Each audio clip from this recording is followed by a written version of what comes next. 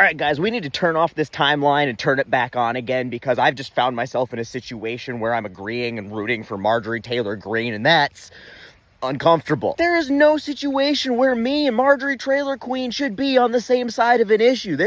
Somebody needs to defrag the Matrix because it is glitching. 100 incredibly brave and courageous survivors of Epstein and Alexander the Grope gathered in Washington for a press conference organized by very progressive Democrat Ro Khanna and almost MAGA Massey. Now, again, very weird that these two are on the same side of any issue.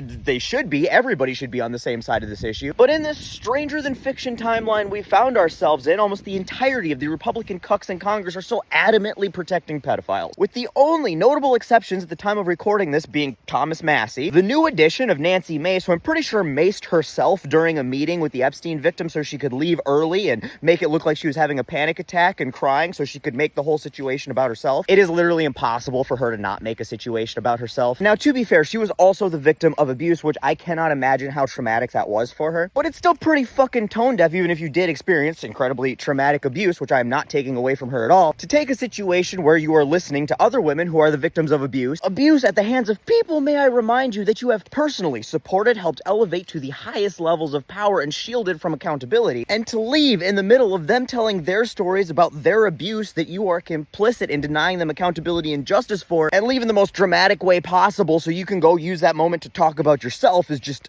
unbelievably cringy. But in all fairness, Nancy did sign on to Khanna and Massey's demand to release the Epstein files, so you know what, we'll take it. And then despite Trump and Tiny Johnson claiming that these women's very real trauma at the hands of Groper Cleveland is just some Democrat hoax, and then threatening House Republicans to not sign on to this demand to release the Epstein files, Bobo and MTG just out of fucking left field just come out and they're like, fuck you guys, release the Epstein file. Again, just glitch in the Matrix, guys. Like, what the fuck? And MTG even one-upped it, which to be fair is kind of her shtick, so that's less surprising. And she says that if they don't release it, she will personally release every name that she has access to via the victims in the files that she has seen. Now, I'll believe it when I see it, and even then, it's coming from her, so I'm not sure how much of it I'll believe, but for the time being, her and I are aligned, and that makes me feel dirty. Ugh. But regardless of what happens with all of that, I really want to take a minute to highlight the courage of the victim stepping forward. It takes courage for any victim of abuse to speak up, and we almost never believe women when we should. But in this case, not only are these women victims of abuse who have been threatened and slandered for wanting to tell their story and demand some accountability, their abusers consist of the most wealthy and powerful people on the planet. People who have a lifetime of being able to write checks and use their influence to get away with literal rape and murder. People who not only have the power to silence these women legally, socially, and even physically without giving it a second thought, but who have done it to these women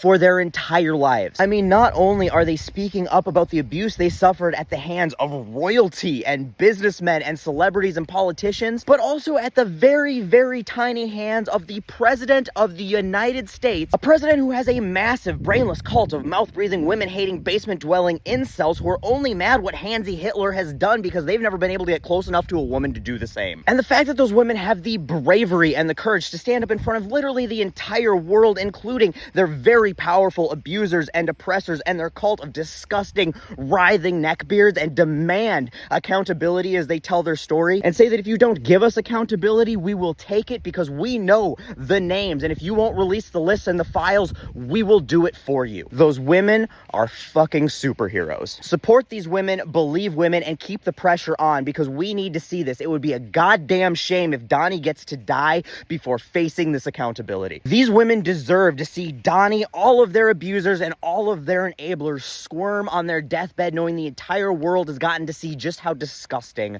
they truly are. And every other person who's been abused deserves to see from the very top that we will not tolerate these injustices anymore, and we will believe them, and we will support them till they get the justice and accountability that they deserve. Release the goddamn files.